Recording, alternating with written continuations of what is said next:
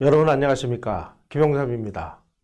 최근 들어서 KBS가 나서서 대한민국 현대사를 집중적으로 왜곡하고 있습니다.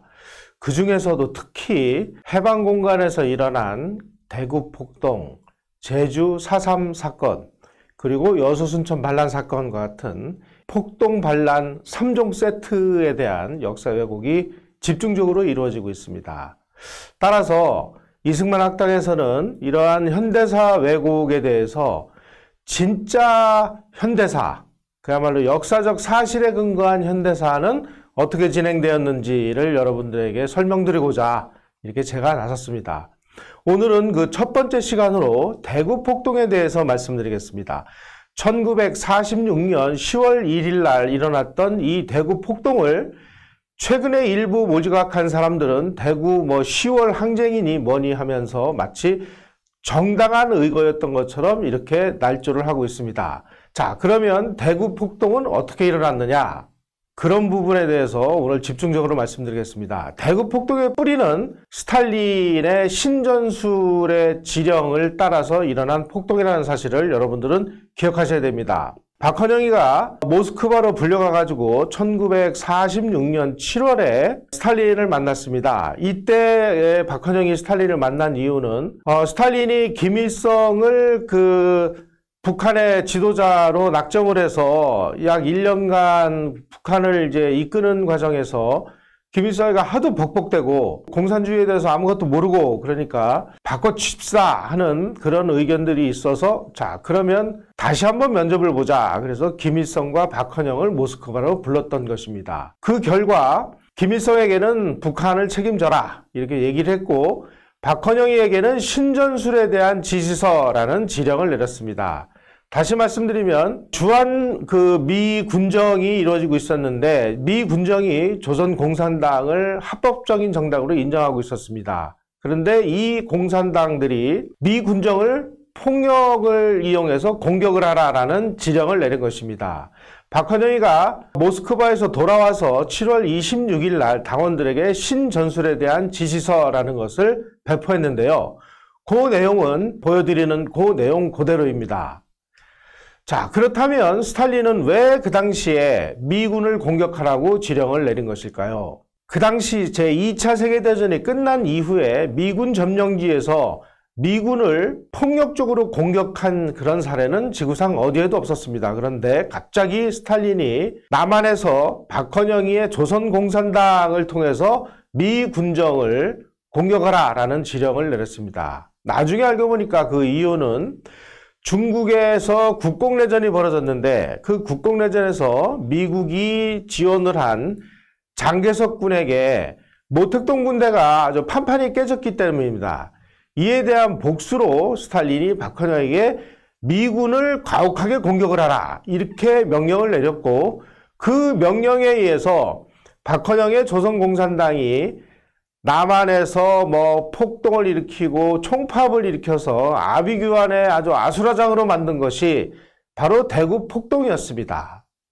자, 그렇다면 남한에 대한 남한 공산당이 미 군정을 공격할 때 뭐라고 했느냐? 이 신전술 지시서에 보면은 조선공산당이 당원들에게 미 군정은 조선인민을 노예화하기 위해서 미국이 설치한 기관이니 공격을 하라 이렇게 선동을 했습니다. 이때서부터 조선공산당은 미국을 제국주의로 낙인 찍어가지고 일본 제국주의 자리에다가 미 제국주의라는 것을 대치시켜서 공격 대상으로 삼기 시작을 했습니다. 미 군정은 박헌영의 조선공산당이 계속 미 군정을 공격을 하니까 공산당의 불법 활동을 막기 위해서 1946년 9월 6일 날 이 좌익계 신문인 조선인민일보, 현대일보, 중앙신문 같은 3개 신문을 정관시켰습니다. 그리고 조선공산당 간부인 박헌영과 이강국 그리고 이주아에 대한 체포령을 내렸습니다. 그래서 이 간부들이 지하로 잠적을 했습니다. 잠적을 한 상황에서 박헌영이가 9월 9일 날 그 당시에 노동자 중에서도 이 좌익계 노동자 단체인 전평의 총파업을 지령을 했습니다. 총파업의 지령을 접수한 전평이라는 이 좌익 노동단체가 영등포 공장지구에 파업단 총본부를 설치를 하고 9월 14일부터 그 당시에 이 좌익 노조가 가장 강세를 보였던 그 철도 노조를 기폭제로 해서 사상 최대의 파업에 돌입하기 시작했습니다.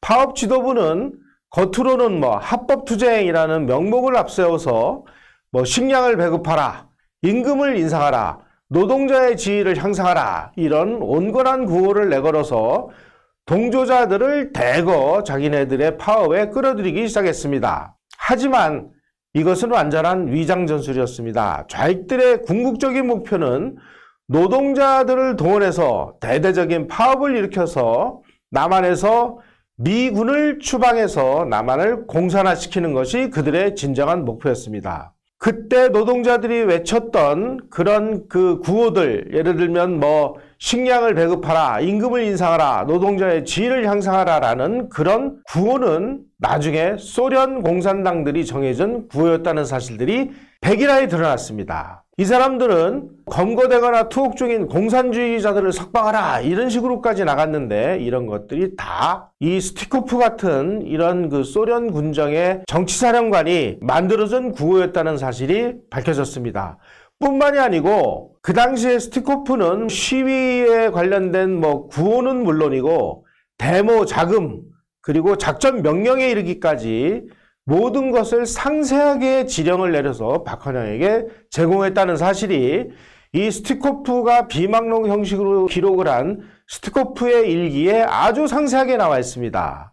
이러한 증거들이 이렇게 존재함에도 불구하고 좌익들은 거짓말, 사기극으로 우리 현대사를 지금 날조하고 있는 것입니다. 4만 명에 이르는 철도 종업원들의 총파업에 대해서 그 당시에 경찰력이 어느 정도 갖춰진 것도 아니고 군도 제대로 그 셋업이 안 된 상황에서 이런 대규모 폭동이 일어나니까 이 월남을 해온 이 서북청년단이라든지 이런 반공단체들이 적극적으로 나서서 폭력과 폭력으로 맞서는 그런 일들이 벌어지면서 총파업을 어느 정도 잠재워서 우여곡절 끝에 25일 만에 철도가 정상화됐습니다. 그 당시에 철도는 남한에서 거의 유일무이한 교통수단이었는데 이 철도 노조가 파업을 하면서 남한 경제에 결정적인 타격을 가할 수가 있었습니다.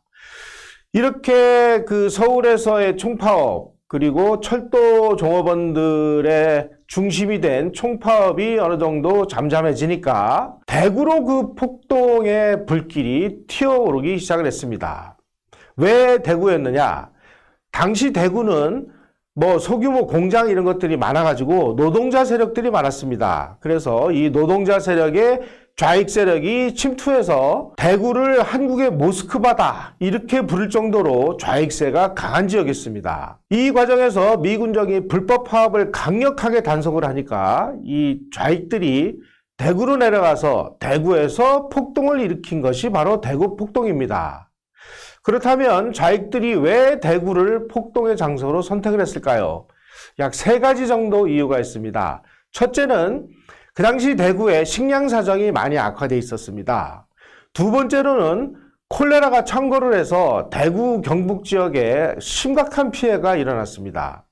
세 번째로는 앞서 말씀드린 대로 대구에 강력한 좌익 세력이 존재하고 있었기 때문입니다. 1946년 9월 무렵에 아주 콜레라가 창궐을 해서 남한 사회가 거의 비상 상태였는데요. 이 콜레라는 해외에서 체류하던 한국인들이 귀국하는 과정에서 균이 묻어와가지고 콜레라균이 전국적으로 퍼져가지고 심각한 피해를 야기하고 있었습니다. 그 중에서도 특히 대구 지역의 콜레라가 가장 심각했습니다.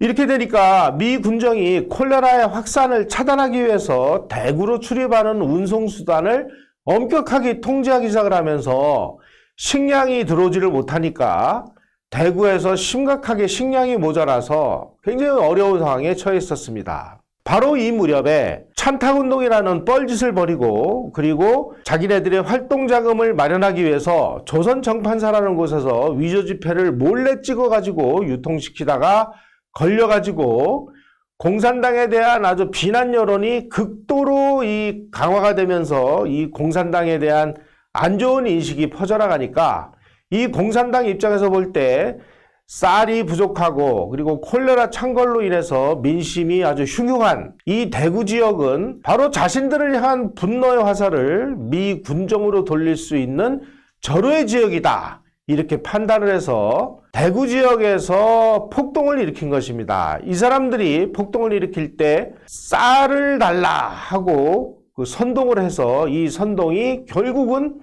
폭동으로 이렇게 비화가 되는데 이 과정에서 이상한 일들이 연쇄적으로 일어납니다. 이것이 바로 대구 폭동의 그 시작이었습니다. 자, 그러면 대구 폭동이 왜 남로당과 공산당들의 조직적인 폭동이냐라는 근거를 말씀드리겠습니다. 그 당시에 남로당 간부였던 박갑동 씨의 증언에 의하면 조선공산당 중앙당은 각급 세포를 통해서 아주 선전선동에 능숙한 당원들을 아주 교육을 시켜서 폭동을 위한 훈련을 시켜가지고 대구로 내려보냈다는 것입니다. 특히 대구로 내려보낸 이 특수공작대원 이 사람들을 서울 근교에서 아주 특수한 훈련을 시켜서 선전선동이라든지 뭐 무기를 탈취한다든지 뭐 경찰을 공격한다든지 하는 이런 훈련을 서울 근교에서 시켜서 내려보냈다. 이처럼 훈련받은 공산당원들이 남조선 노동자 총파업 대구시 투쟁위원회라는 조직을 만들어서 아주 조직적이고 계획적인 파업을 지도를 하고 민심선동 공작을 펼치기 시작했습니다. 바로 이러한 남로당의 조직적인 침투 그리고 지령이 대구 폭동의 진짜 원인이었는데 이러한 그 폭동의 진짜 원인들은 다 숨기고 나중에 폭동의 진압 과정에서 피해를 입은 이 주민들의 이야기만 지속적으로 앵무새처럼 되뇌어 가지고 마치 이 폭동이 아주 불법한 것인 것처럼 이렇게 만들어낸 것이 바로 오늘의 모습입니다. 자, 1946년 10월 1일 날 오후 6시에 이 남로당원들이 대거 섞여 있는 시위대가 뭐 경찰을 죽여라 이런 고함을 치면서 경찰을 포위하고 돌을 던져가지고 이 경찰을 공격하기 시작했습니다. 정신없이 돌에 얻어맞은 경찰이 그 돌이 날라온 노조 지도부 사무실을 통해서 발포를 함으로써 이 대구 폭동이 이제 격화되기 시작을 했습니다. 경찰이 발포로 인해서 여러 명이 쓰러졌는데 뭐 그 당시에 이 총에 맞아가지고 사람이 죽었는지 안 죽었는지도 확실치 않은 상황에서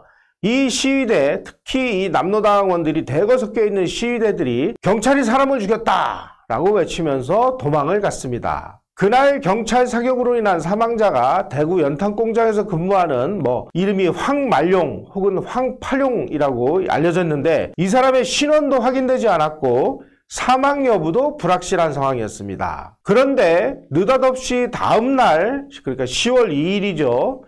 아침 8시에 대구 의대 학생들이 하얀 그 가운을 입고 전날 경찰이 발표해서 사망한 시체다 하면서 시체를 떠매고 시위를 하기 시작을 했습니다. 후에 밝혀진 바에 의하면은 이때 학생들이 그 메고 나온 이 시체는 전날 뭐 죽었다고 하는 황말용의 시체가 아니라 콜레라로 사망한 행여 환자를 대구 그 의대에서 시체 해부 실습용으로 보관하고 있었는데 이거를 밤새 소독약으로 닦아가지고 들고 나온 시체였다는 것입니다. 그런데 이렇게 시체를 떼매고 나오면서 사람들이 그걸 보고 이제 흥분을 해가지고 그야말로 뭐 감정이 격앙돼 있는 상황에서 이 남로당 그 선전선동대가 미군정이 대구 시민을 학살하러 왔다. 그러니까 봉기를 하라 외치면서 뭐 시가행진을 하고 시민들을 선전선동하기 시작했습니다. 이렇게 해서 15,000명으로 불어난 시위대가 폭도화해서 경찰서를 공격을 해서 무기를 뺏어서 무기를 탈취해서 무장을 해서 이제 경찰들을 공격하기 시작했습니다. 바로 시체 한 구가 시민과 학생 수만 명을 단숨에 폭도로 돌변시켜서 그야말로 끔찍한 대구 폭동이라는 이 도화선에 불을 붙인 것입니다. 바로 이날 이 시체 데모가 그 이후에 한국 사회를 그야말로 아수라장으로 만든 시체 데모의 원조였습니다. 폭동한 시민들이 유치장을 공격을 하고 파출소를 공격을 하고 그리고 여기에 갇혀있던 이 폭도 그 좌범 그리고 좌익사상범 이런 것들을 탈출시켜가지고 이 사람들이 폭동에 가담하면서 대구는 아주 아비규환의 생지옥으로 변하기 시작을 했습니다. 그 당시에 대구 폭동 관련해서 브루스 커밍스라는 좌파학자가 기록을 남겼는데요. 제가 그 기록을 일부를 소개해드리겠습니다. 이렇게 되어 있습니다. 10월 6일까지 대구경찰관 38명이 살해를 당했다. 그냥 피살된 것이 아니라 고문당하다 죽었고 묶여서 화양당하고 산채로 껍질이 벗겨져서 죽었다. 그들이 죽은 후에도 그들 집과 가족들이 공격을 받았다. 후에 미국인들이 눈이 빠져나가고 갈비뼈가 떨어져 나가고 때로는 창자국이 수백 개나 나 있는 경찰 시체를 발견하고 이것을 한인들의 야만성 탓으로 돌렸다. 이런 기록이 있습니다. 바로 폭도들이 이제 소총과 수류탄 그리고 낫과 창으로 무장을 하고 이 폭동이 이제 그 경북 일대로 확산되기 시작했습니다. 10월 3일 새벽 3시에 외관경찰서를 습격을 했는데요. 그때 외관경찰서 서장인 장석한이라는 사람이 폭도들에게 체포가 됐고 경찰관들도 체포됐습니다. 폭도들은 장석한 서장을 살해하기 전에 눈을 파내고 혀를 자르고 도끼로 장작을 패듯이 머리에서부터 아래까지 절반으로 쪼개서 아주 끔찍하게 참살을 했습니다. 수사계장 이지동 외 4명의 경찰도 이런 방식으로 아주 잔인하기 그지없는 이런 방식으로 죽였습니다. 대구 폭동 당시에 이 폭도들의 학살 수법을 보면 뭐 총으로 쏴 죽이기 그리고 죽창과 도검으로 찌르기 집에 가두고 불질러 생화장하기 기타 등등 뭐 엄청난 그 만행이 벌어졌습니다. 자, 그러면 도대체 공산당들은 왜 이렇게 사람을 죽여도 끔찍하게 죽이는 걸까요? 그것은 바로 이 공산당들의 이론에 그 근거를 두고 있습니다. 공산주의 혁명이라는 것은 인간이 인간을 착취하는 제도를 폐지하기 위해서 수단과 방법을 가리지 않고 악착스럽게 그리고 무자비하게 비타협적으로 권력을 탈취하는 것을 공산주의 혁명이다 이렇게 이야기를 합니다. 이러한 공산주의 혁명을 위해서 단계가 있습니다. 첫 번째로는 먼저 공산당을 조직하고 둘째 이 공산당 조직으로 대중들을 선전선동을 통해서 끌어들인 다음에 세 번째로 결정적인 시기를 택해서 상대방을 파괴한다는 것입니다. 상대방을 파괴하기 위해서 아주 무자비한 폭력적인 수단을 동원해서 공포 분위기를 조성을 합니다. 바로 이러한 공포 분위기를 조성하고 이 적과 그 동조자들이 공산주의에 반항을 하거나 저항을 하면은 어떤 꼴을 당하는지를 일부러 보여주기 위해서 이처럼 끔찍하게 아주 잔인하게 사람을 죽이는 이런 것이 바로 공산당 테러 전술의 핵심이라는 사실을 여러분들은 기억하시기 바랍니다. 마르크스는 공산당 선언에서 지배계급들로 하여금 공산주의 혁명 앞에서 전율케 하라 라고 외쳤습니다. 바로 이 공산주의자들은 공산주의 혁명 앞에서 전율케 하기 위해서 반동문자를 제거한다는 명분을 내걸고 인민재판이라는 살인극을 자행한 것입니다. 바로 이처럼 주민들 앞에서 공산당에 반대하는 자들은 어떤 참혹한 꼴을 당하는지를 너희들은 봐라 하고 대구에서 아주 끔찍하게 살해극이 자행이 됐고요.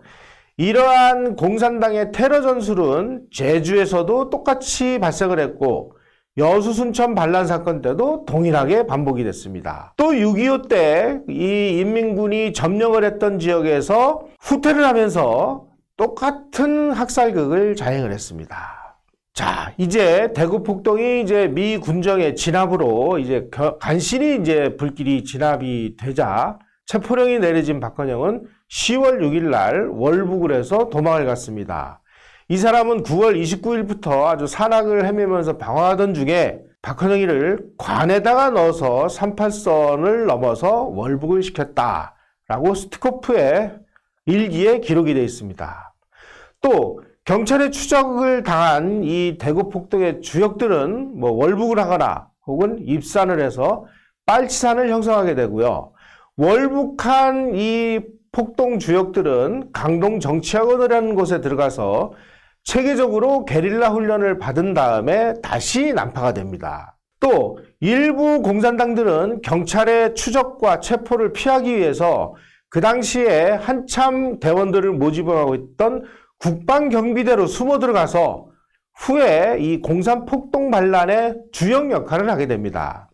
자, 대구폭동이 진압된 다음에 조선공산당은 1946년 11월 23일 날 비밀리에 서울시 종로구 견지동의 시천교회당에서 인민당 그리고 남조선 신민당하고 조선공산당이 합당을 해서 남조선노동당, 약칭 남노당을 출범시킵니다. 결국 대구폭동은 세 당이 합당을 해서 만든 공산당 조직인 남노당을 출범시키는 역할을 했다라는 사실을 기억하시기 바랍니다.